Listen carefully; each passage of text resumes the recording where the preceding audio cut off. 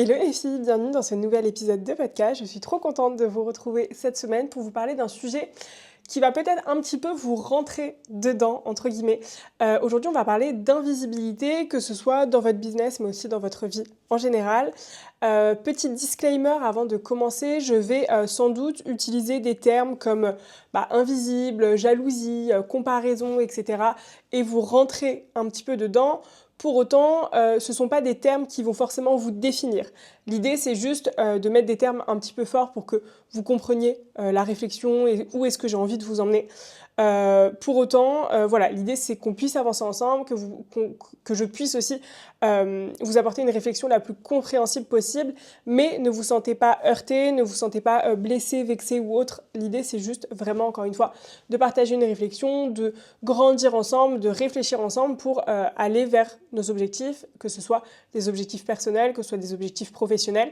Donc voilà, pas de stress, pas d'angoisse, je veux pas vous trigger à travers cet épisode-là, je veux juste vous proposer les 4 points que j'ai identifiés comme étant les causes de votre invisibilité, que ce soit dans votre vie ou dans votre business. Si vous êtes là à m'écouter aujourd'hui, c'est que vous avez très certainement un business ou en tout cas un projet entrepreneurial que vous tentez de développer, que vous tentez aussi de vous développer vous-même et que vous êtes forcément challengé par des peurs, par des croyances, par de la procrastination potentielle, par aussi l'identification difficile des actions qui sont utiles, des actions qui ont de la valeur ajoutée, des actions qui ne sont pas utiles. Parfois, on est un petit peu perdu entre les clients, les stratégies, la création de contenu. On ne sait plus trop où donner de la tête. Et évidemment, à ça s'ajoute à ce moment-là une frustration. Parce que vous sentez que vous n'avancez pas comme vous l'aviez prévu. Vous sentez que vous n'avancez pas comme vous auriez aimé avancer. Vous faites face aussi à soit des concurrentes, soit des nanas avec lesquelles... vous vous êtes lancé entre guillemets en même temps, ou des business friends, etc., ou des amis à vous qui se sont lancés par exemple, et qui avancent potentiellement plus vite que vous, de manière plus efficace, qui ont du coup plus de followers, qui ont plus de ventes, qui font plus de chiffre d'affaires, etc. Bref, ça arrive à tout le monde de voir des gens qui avancent plus vite que soi, et du coup de ressentir un petit peu quand même une certaine frustration à ce moment-là. Ces gens-là, tout semble leur réussir. Sauf que toi, tu continues à galérer, tu continues à stagner. Forcément, tu perds confiance aussi en ton projet, tu perds aussi confiance en tes compétences, tu perds confiance profondément en toi à ce moment-là. Et la cause et la raison est la même, l'invisibilité. Inconsciemment, vous décidez d'être invisible et on va voir quels sont les mécanismes derrière ça. Et cette invisibilité-là, elle t'empêche d'atteindre tes objectifs. Donc cette invisibilité, elle t'empêche de te développer, elle t'empêche d'avancer vers tes objectifs de chiffre d'affaires, de lancement d'offres ou autres. Mais surtout, cette invisibilité-là, elle crée un cercle vicieux. Parce que comme tu es invisible, tu ne fais pas de chiffre d'affaires, donc tu perds confiance en toi, donc tu es de plus en plus invisible, etc., etc. Donc aujourd'hui, on va voir pourquoi tu te crées cette image de meuf invisible inconsciemment, quels sont les schémas et les patterns qu'il y a derrière, et surtout comment tu peux venir renverser la tendance en devenant visible tout en respectant évidemment tes limites, en respectant tes valeurs, en respectant ce que tu as envie de proposer et ce que tu n'as absolument pas envie de proposer, ce que tu as envie de montrer, ce que tu n'as pas envie de montrer, quels sont tes objectifs business, ta vision, etc. J'ai listé 4 raisons qui t'invisibilisent vraiment au quotidien. Donc si tu te demandes pourquoi personne ne te calcule sur les réseaux, pourquoi personne ne te calcule même potentiellement dans ta vie, pourquoi tu n'es jamais choisi dans ton business ou dans ta vie, bref, si tu te poses toutes ces questions-là, cet épisode, il est clairement fait pour toi. Donc prends ton petit matcha, ton thé, ton café, ce que tu veux, pose-toi, prends des notes et évidemment, comme d'habitude, partage le podcast en story, ça m'aide à le faire rayonner et à faire en sorte que plus de femmes entendent le message qu'il y a derrière. Donc merci si tu m'apportes ce soutien, c'est vraiment très cool. Et c'est parti pour la première raison. La première raison, selon moi, c'est la recherche constante d'approbation. Tout simplement. C'est le premier point qu'on va évoquer et ça va nous mettre directement en fait dans le mood. C'est vraiment cette recherche perpétuelle de l'approbation des autres. Peut-être que tu ne t'en rends pas encore vraiment compte, mais en fait tu fais tout pour les autres littéralement au quotidien. Que ce soit pour ta famille, tes amis, ton mec, tes business friends, peu importe, tu fais toujours tout pour les gens. Tu fais tout pour eux et je me demande très honnêtement, là, tu attends quoi d'eux en fait ? Tu attends quoi de ces personnes-là ? Qu'est-ce que tu attends ? Tu attends de la reconnaissance, tu attends du respect, tu attends de l'amour. Essaye déjà d'identifier ce que tu attends profondément en faisant tout ça. Peut-être que tu attends de la validation, de la reconnaissance, plus d'attention, plus d'amour, etc. Mais peut-être encore une fois que tu ne t'en rends pas compte, donc c'est intéressant d'essayer d'identifier ce qui pourrait te mettre la puce à l'oreille sur le fait que tu as ce type de comportement, que tu es dans ce type de dynamique. Donc j'ai identifié plusieurs choses. Et je vais te donner 2 exemples qui sont pour moi assez représentatifs de cette dynamique-là. Le premier, c'est que tu te sens bien, tu sens que tu es sur le bon chemin uniquement lorsque tu as des retours extérieurs. Et des retours évidemment positifs. Donc ton mood, ton humeur, ta productivité, ton efficacité dépend des autres. Dépend du retour qu'ils vont te faire, dépend des compliments, entre guillemets, que tu vas recevoir de la part des autres. Et ça peut être à la fois des personnes que tu connais, mais également des personnes que tu ne connais pas, qui sont potentiellement dans ton audience. S'ils viennent valider ton dernier post, tu estimes que tu l'as réussi. S'ils viennent valider ta prochaine idée, tu estimes que c'est une bonne idée. S'ils viennent valider ta stratégie, tu estimes que tu es sur le bon chemin en termes de stratégie. Le problème, c'est que faire ça, en fait, tu n'ancres rien dans ta réalité. Tout est passager. Et en fait, tu vas constamment venir courir après la validation des autres. En fait, c'est comme si le fait d'être validé par les autres, d'avoir une idée qui leur plaît, d'avoir dit quelque chose qui les aide, qui leur semble cohérent, etc., ça te crée une adrénaline à laquelle tu vas tomber littéralement accro. Et en fait, tu vas créer un chemin finalement neurologique entre la validation des autres, l'adrénaline que tu vas sécréter, et donc le fait de le faire, le fait de t'y mettre, le fait d'être productif, d'être efficace. Donc tu vas constamment chercher à reproduire ce schéma-là. Tu vas constamment chercher à reproduire le chemin de la récompense de si les autres me disent que c'est bien, ça veut dire que j'ai réussi, ça veut dire que je suis sur la bonne voie, ça veut dire que je suis quelqu'un de bien, ça veut dire que je suis intelligente, ça veut dire que je vais réussir. En gros, c'est comme une drogue, petit à petit, tu es dans vraiment cette course effrénée à l'adrénaline de la part des autres pour te valider, pour te donner de la force, pour te donner de l'impulsion. Évidemment, à ce moment-là, tu vas tout faire pour toujours retrouver ce truc-là, quitte à toi-même te perdre en chemin et quitte à clairement oublier ce que toi tu veux profondément pour finalement te calquer sur les attentes des autres. Et c'est à ce moment-là que tu te perds, c'est à ce moment-là que tu crées un désalignement, c'est à ce moment-là que aussi tu peux tomber vraiment dans des phases assez sombres parce que tu te rends compte que ça fait X mois, X années que tu donnes tout pour les autres. Ça fait X années que tu fais exactement ce que les autres attendent de toi, sauf que ça fait X années que tu fais passer ton propre bonheur, ton propre épanouissement en second plan et surtout que tu ne sais absolument pas ce qui fondamentalement te rend heureuse, ce qui fondamentalement te rend fière de toi. Le deuxième point, c'est que tu sens qu'il y a un désalignement dans certaines de tes relations. Encore une fois, relation sous-entend amicale, amoureuse, familiale, ce que tu veux. Bref, tu vois le moment où il se passe quelque chose, tu sens qu'il y a un moment où tu n'es pas respecté à ta juste valeur. Tu sens qu'il y a un moment où tu attendais quelque chose de la part des autres et c'est absolument pas ce qu'on vient te donner. Tu pensais que les autres allaient te traiter de cette manière et en fait, il ne se passe absolument pas ça, voire il se passe tout le contraire. Et là, tu vois le sentiment de... tu commences à avoir un peu mal au bide, tu sens que tu as la gorge un petit peu nouée parce que tu ne t'attendais absolument pas à ce que la personne réagisse comme ça, tu ne t'attendais pas à ce que la personne ait ce type de comportement. Là, ton système nerveux, en fait, il se crispe et surtout, tu viens te poser des questions un peu existentielles de « En fait, j'ai cru que ces gens-là m'aimaient à la hauteur de ce que je les aimais, mais est-ce que véritablement c'est vraiment vrai? Genre, est-ce que c'est le cas? Parce qu'au vu de leur comportement, au vu de leur attitude, de leurs réflexes, etc., j'ai l'impression qu'il y a en gros un gap entre moi, ce que je suis prête à leur donner en amour et ce que eux sont prêts à me donner. Et à partir du moment où tu ressens ça dans une de tes relations, c'est que tu es en désalignement avec cette relation-là.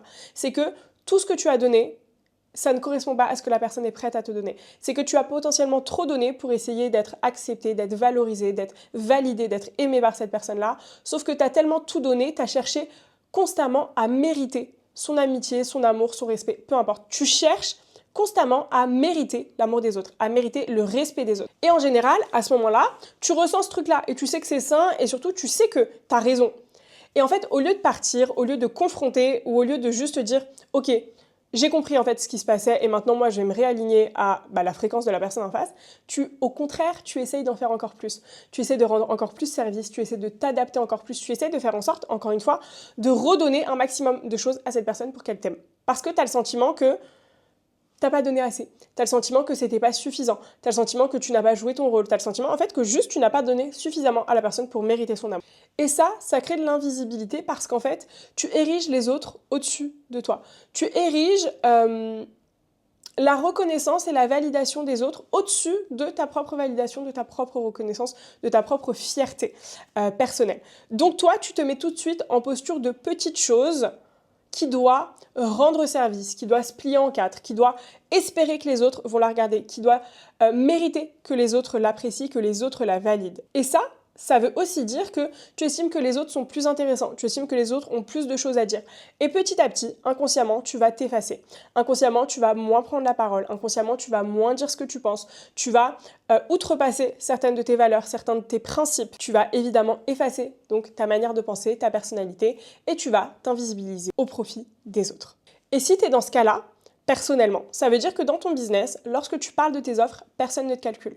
Lorsque tu parles de ce que tu as à vendre, lorsque tu parles de ton message, même si toi tu as le sentiment d'être ultra aligné avec ce truc-là, en fait tu t'es tellement invisibilisé que les gens ne te voient pas, que les gens ne t'écoutent pas, que tu n'impactes pas les gens lorsque tu prends la parole, que tu n'impactes pas les gens lorsque tu communiques, lorsque tu fais des stories, parce que tu es constamment dans une énergie d'une meuf qui attend la validation. Tu es dans l'énergie d'une meuf qui quémande le respect des autres, qui quémande l'attention des autres. Donc forcément, par effet miroir, les gens ne te prêtent pas d'attention. Les gens n'ont pas envie de prêter d'attention à quelqu'un qui est en demande, à quelqu'un qui est en attente. Et reste bien jusqu'à la fin de cet épisode si jamais tu te reconnais dans ce que je viens de dire, parce que je te donnerai des conseils pour passer un petit peu de la posture de la nana qui quémande et qui est dans une invisibilité constante à la posture d'une meuf qui n'a plus besoin d'attendre la validation des autres, qui n'est plus en attente et qui est juste là et qui assume d'être là et du coup qui va attirer, qui va être magnétique. Le deuxième point qu'on va évoquer, c'est le doute constant. Tu doutes plus que tu n'agis, tu doutes plus que tu ne réfléchis, tu ne doutes plus que ce que tu ne fais, c'est que l'équation elle n'est pas bonne. Il y a un déséquilibre complètement global à ce moment-là et c'est normal du coup que ça ne marche pas pour toi. Dans tout ce que tu fais, tu renvoies l'énergie du doute. Évidemment, vous allez le voir, les points que j'évoque pendant cet épisode sont intimement liés finalement parce que le doute va avec la suradaptation aux autres et l'attente d'approbation évidemment. Ces doutes, ils sont évidemment très certainement liés à des patterns, à des traumas, parce que potentiellement qu'on t'a dit que tu parlais trop, on t'a dit que tes idées n'étaient pas bonnes, on t'a dit que t'arrêtais pas d'avoir 100 000 idées, que t'étais jamais focus sur quelque chose, que t'étais pas quelqu'un de discipliné, que t'étais pas quelqu'un de constant par exemple. Et peut-être aussi qu'on se moquait de toi quand tu parlais de tes objectifs, quand tu parlais de la vision que tu avais de ta vie, que ce soit quand tu étais petite ou au fur et à mesure que tu es grandi. Et c'est important pour moi de te dire quelque chose, c'est que c'est pas parce qu'on met le doigt sur des comportements, des réflexes, des patterns que tu as, que ça veut dire que tu es la seule responsable de ce truc-là. Bien au contraire, en général, c'est quelque chose qu'on t'a insufflé, c'est quelque chose dans lequel tu as été conditionné. Donc certes, ce n'est pas forcément de ta faute. En revanche, aujourd'hui, tu as la responsabilité de reprendre le pouvoir sur ces choses-là, de reprendre ta puissance et de dire, en fait, allez vous faire foutre, en fait. Moi, j'en ai rien à faire de votre conditionnement, de ce que vous pensez, de vos peurs et tout. C'est pas mon problème. Moi, j'en ai absolument rien à foutre. J'ai envie de mener ma vie comme je l'entends. J'ai envie de mener ma vie comme ça. J'ai envie d'être telle femme. Et si t'es pas d'accord, si t'es pas content, c'est pas mon problème, en fait. Donc, même si effectivement, peut-être que ça te trigger certaines choses, etc. Encore une fois, il n'y a pas que toi qui es responsable, tu vois. C'est qu'en fait, on est venu te mettre des croyances limitantes, on est venu t'insuffler des peurs, et du coup, ta vie s'est déroulée de par ce schéma-là. Mais aujourd'hui, tu as la possibilité de reprendre le pouvoir, tu as la possibilité de reprendre ta puissance, et tu dois le faire, en fait. Tu n'as pas le choix, tu dois le faire, littéralement. Sinon, tu n'écouterais pas ce podcast. J'ai noté aussi 2 exemples pour illustrer le fait d'être dans une énergie de doute constant. Tu vas voir ces 2 exemples extrêmement précis dans lesquels tu vas potentiellement te retrouver. Le premier exemple, c'est la surutilisation de ChatGPT.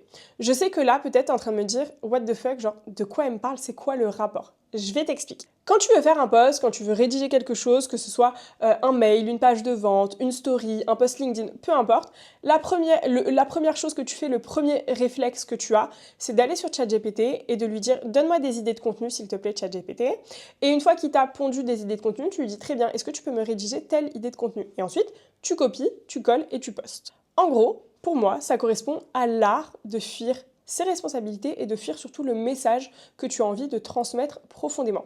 Donc parce qu'en fait, en faisant ça, tu vas faire 2 choses. Premièrement, tu vas créer un doute constant dans tes propres capacités de réflexion, de rédaction, de communication, de transmission aussi. Et donc, tu vas plus jamais te sentir capable de le faire seul. Tu vas plus jamais te sentir capable de rédiger quelque chose. Et tu sais, le cerveau, la réflexion, la rédaction, ce sont des choses qui se travaillent, ce sont des choses qui s'exercent et qui se développent au fur et à mesure. Et moins tu vas venir les travailler, plus ton muscle il va s'engourdir en fait. Tu vois, c'est comme les jambes. Si tu ne marches plus, tu ne sauras plus marcher. C'est exactement la même chose. Moins tu fais, moins tu as de la réflexion, moins tu te forces à le faire seul, et plus tu vas tomber en dépendance d'un outil de quelque chose, en l'occurrence de ChatGPT. Deuxièmement, tu vas forcément, à travers cette dynamique-là, communiquer par le biais d'un message ultra lisse, ultra policé, ultra mainstream, parce que ChatGPT, aussi fort qu'il soit, n'a ni ta personnalité, ni ton histoire, ni tes expressions, ni tes références, ni ta manière de parler. Même si ça fait 4 ans que tu drives ChatGPT et que forcément, au fur et à mesure, effectivement, il a appris à prendre un petit peu ta patte, etc. Ce n'est pas toi, tout simplement. Et rien ne vaut un post tout petit, par exemple, qui va être écrit profondément par toi, avec le message que tu as envie de transmettre, avec tes valeurs, avec ce que tu penses profondément, plutôt qu'un truc hyper long juste pour faire genre que tu es bonne en communication, alors que c'est ChatGPT qui l'a pondu, que le post, il n'a aucun intérêt, que le post, on a pu le voir sur 15 autres comptes, et qu'en plus de ça, en fait, tu nous embarques pas à travers ce post, tu vois. Tout ce qu'il te pond, c'est superficiel. C'est absolument pas émotionnel, et crois-moi, on se fait chier. Quand je lis tes putains de posts ChatGPT, je me fais chier. Et surtout, tu ne me transmets rien. Il n'y a aucune émotion qui passe dans mon corps. Il se passe rien en fait. Il se passe rien et en plus de ça, j'arrive même pas à comprendre ce que tu as envie de transmettre. J'arrive même pas à comprendre le message qui est profondément le tien derrière parce que, en fait, devant ce message-là, au-dessus de ce message-là, il y a 10 strates d'intelligence artificielle dont je n'ai absolument rien à foutre. Nous, on veut t'entendre toi, avec ta personnalité, ta vulnérabilité, tes imperfections, tes doutes. Et vraiment, il faut que tu fasses de tout ça une vraie force, plutôt que d'essayer de l'enfouir sous un message ultra lisse, ultra policé, qui n'a aucun putain d'intérêt. Le deuxième exemple, c'est la surutilisation des trends sur les réseaux, ainsi que le trop-plein d'inspiration de ce qui fonctionne chez les autres. En gros, quand tu doutes de ton message et de ce que tu veux dire, il n'y a rien de plus rassurant que de faire ce qui marche, et notamment ce qui marche chez les autres. Donc ce que tu vas faire, c'est que tu vas scroller, tu vas regarder ce qui fonctionne actuellement, tu vas prendre quelques trends actuels, tu vas regarder un petit peu chez tes concurrents, chez les personnes qui sont les références dans ton marché, et puis tu vas faire un sorte de mix and match entre les trends, entre ce qui marche chez l'une, ce qui marche chez l'autre, et puis tu vas essayer de créer quelque chose à travers tout ça. Là encore, tu viens te cacher. Tu viens cacher ton message derrière un format ultra mainstream en espérant que comme tu vas t'adapter à ce que la masse aime, eh bien la masse va t'aimer. La masse va te valider, la masse va t'apprécier, donc va s'abonner à toi. Et puis, une fois qu'elle se sera abonnée à toi, elle va tellement aimer ta personnalité qu'elle va acheter. Encore une fois, déjà, tu le fais de la mauvaise manière. Et en plus de ça, l'énergie à travers ça, elle n'est pas bonne. Quand tu fais du contenu pour être aimé, quand tu fais du contenu pour être apprécié, pour être validé, pour être... il y a un truc qui va pas. Et étant donné que tu as tellement peur de ne pas être validé, eh bien, tu vas essayer de te cacher derrière des trends, derrière ce qui marche chez tes concurrents, derrière ce qui marche chez les gros du marché pour t'assurer cette validation-là. Et qu'est-ce qui se passe ? Rien. Il se passe rien. T'as pas de vues, t'as pas de commentaires, t'as pas de DM, t'as pas d'abonnés. Il se passe rien. Et en plus de ça, tu veux venir essayer de calquer le contenu de quelqu'un d'autre et de le produire et de le proposer à ton audience. Sauf que tu vas venir calquer un contenu dont tu n'as que 30 ou 40% d'informations. Toi, tu vois juste le contenu d'un point de vue extérieur. Tu n'as ni la stratégie de communication qu'il y a derrière, ni la stratégie de contenu, ni le message profond, ni l'objectif du post, ni en quoi ce post-là s'intègre dans la globalité de la communication de la personne. Donc, encore une fois, tu viens te tirer une putain de balle dans le pied. Et si en plus de ça, tu me fais tout le package, donc tu me fais des trends, tu vas prendre de l'inspiration chez les autres et tu demandes à ChatGPT de l'écrire, moi j'abandonne. Moi, j'abandonne. Parce qu'en fait, il y a un moment où tu te caches tellement, tu mets tellement un vernis, puis un autre vernis, puis un autre vernis, puis un autre vernis, et ensuite tu te plains et tu viens dire « mais je comprends pas pourquoi ça fonctionne pas, mais je comprends pas pourquoi les meufs elles sont pas attirées par moi, mais je comprends pas pourquoi je suis pas magnétique. » Parce que tu fais tout ce qu'il ne faut pas faire. Parce que tu fais tout pour rester invisible. Tu fais tout pour ne pas être magnétique. Tu fais tout pour qu'on ne s'attarde pas sur ton cas, tu fais tout pour qu'on n'accroche pas à ta personnalité, tu fais tout pour qu'on ne se reconnaisse pas, pour qu'on ne soit pas inspiré, puisque tu nous fais et tu nous proposes des choses qui sont tellement lisses, qui sont tellement polissées, qui sont tellement mainstream, qui sont... En fait, il se passe tellement rien dans le contenu que tu proposes, parce que tu veux tellement te cacher qu'il ne s'y passe plus rien. Ben voilà, c'est comme un diamant, tu sais. Tu peux le tailler pour qu'effectivement, il soit plus brillant, il soit plus beau, qu'il ait une meilleure forme. Et puis, tu peux trop le tailler et il n'y a plus rien. Il reste que de la poudre de diamant. Bah, c'est un peu la même chose, tu vois. C'est que tu lisses et tu polisses tellement ton putain de message, ta putain de personnalité, la putain de personne que tu es, qu'il ne reste plus rien, littéralement. Donc, les personnes qui viennent chez toi, qui viennent s'abonner parce que tu as fait un post ChatGPT ou parce que tu as fait une trend, c'est des personnes qui vont jamais s'attacher à toi. C'est des personnes... alors, petit disclaimer ici, je parle de... Lorsque tu fais ça dans la globalité de ton contenu, si tu me fais un post une fois de temps en temps, c'est pas dramatique, bien sûr. Mais si toute ta stratégie de contenu, elle est autour de ça, clairement, tu te tires une balle dans le pied et les personnes ne vont pas s'attacher à toi, ne vont pas acheter. Et voilà, parce que tant que tu n'incarneras pas profondément le véritable message, les gens ne s'attarderont pas à s'intéresser à ta personnalité. Encore une fois, je te donne les conseils que tu peux appliquer très facilement à la fin du podcast, donc reste bien branché. On passe à la partie 3 qui est la comparaison. La comparaison, elle est là. On ne peut pas la nier, on ne peut pas dire qu'on ne se compare pas. Tout le monde se compare. Évidemment, certains ont fait un travail sur ça, donc la comparaison devient quelque chose de plus positif parce que ça devient un outil de travail.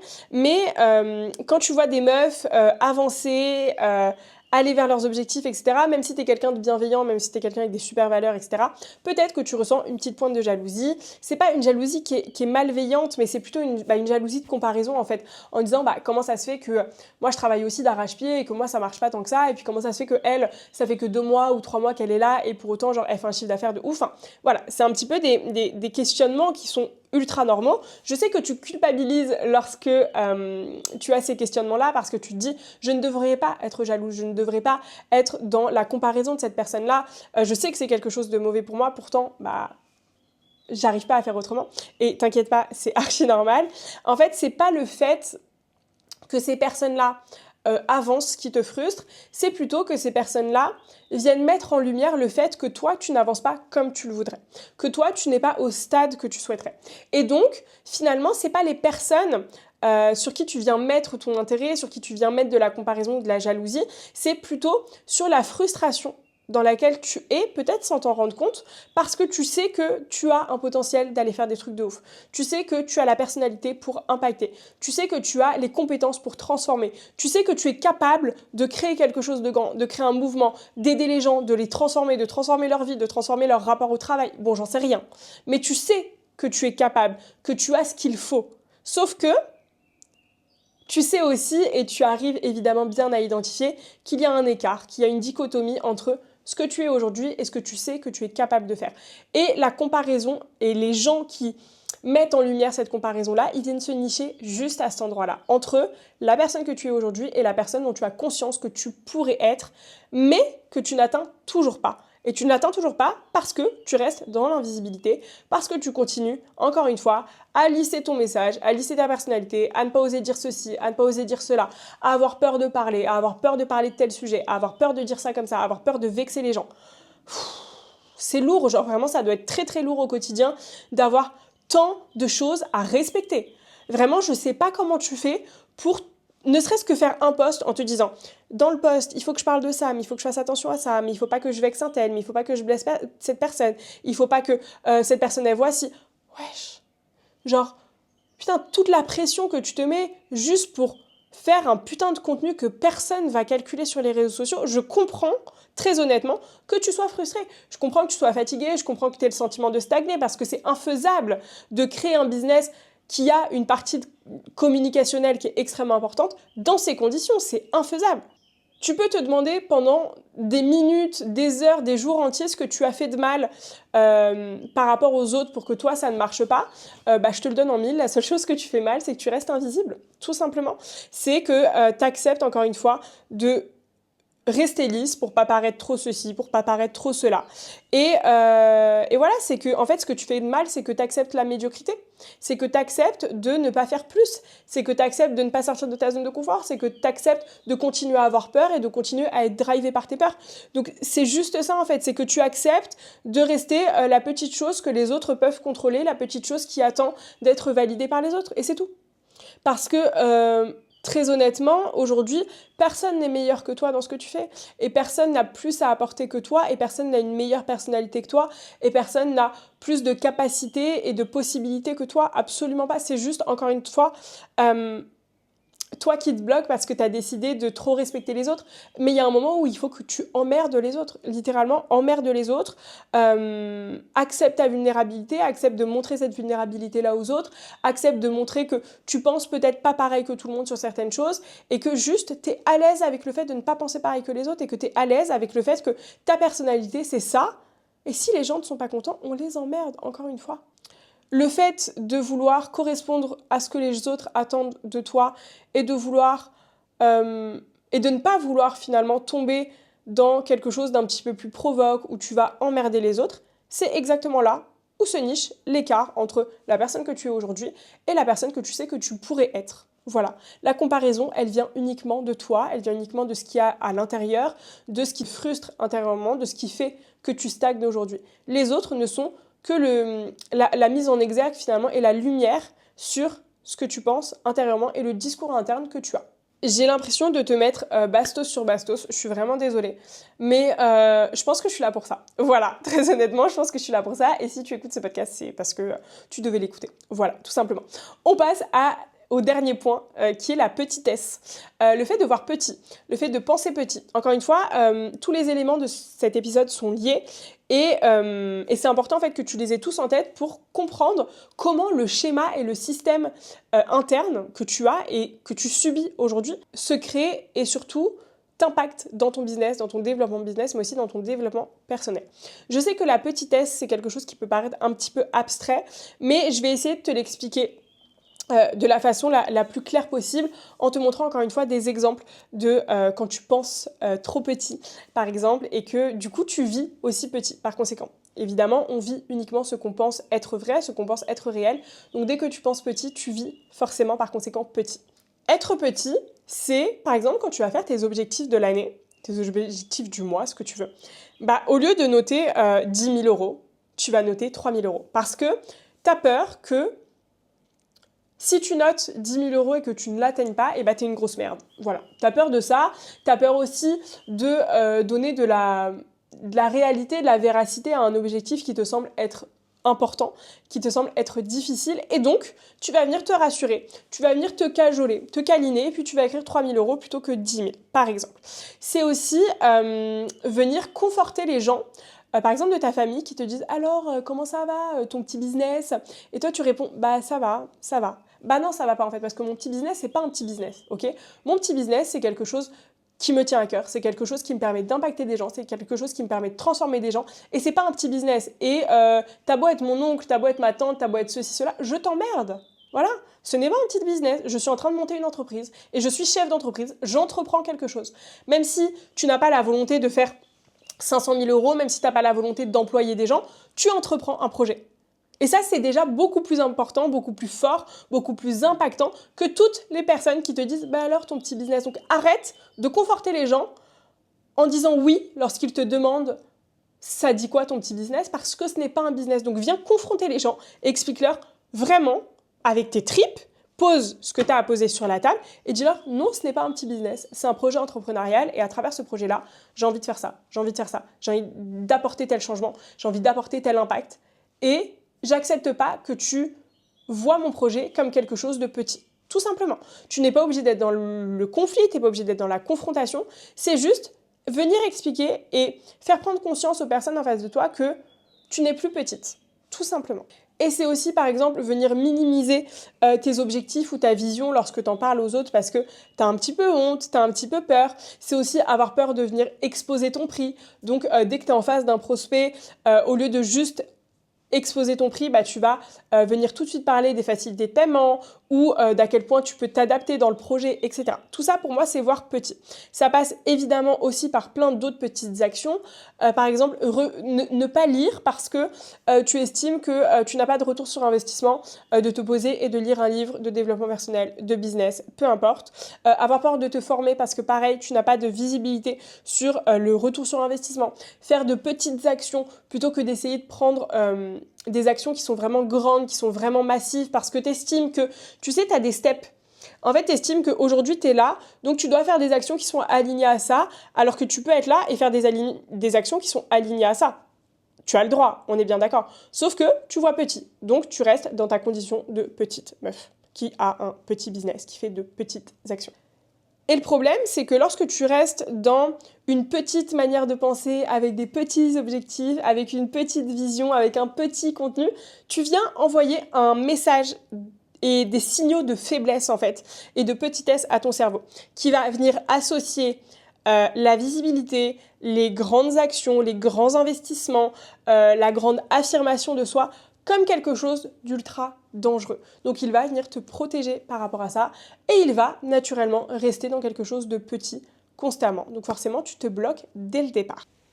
Maintenant qu'on a vu les 4 schémas, les 4 systèmes qui te laisser dans cette invisibilité-là, on va passer au conseil pratique de comment modifier du coup cette dynamique-là et de comment passer de quelqu'un d'invisible à quelqu'un de visible, à savoir que tu peux être visible tout en respectant tes valeurs, respectant tes principes, sans mentir sur ton message, sans mentir sur ce que tu as envie de transmettre. Tu as le droit d'être ultra aligné et d'être visible. Premièrement, je sais que ça peut paraître un peu con, mais quand tu prends le temps et l'intention de vraiment le faire, ça change absolument tout.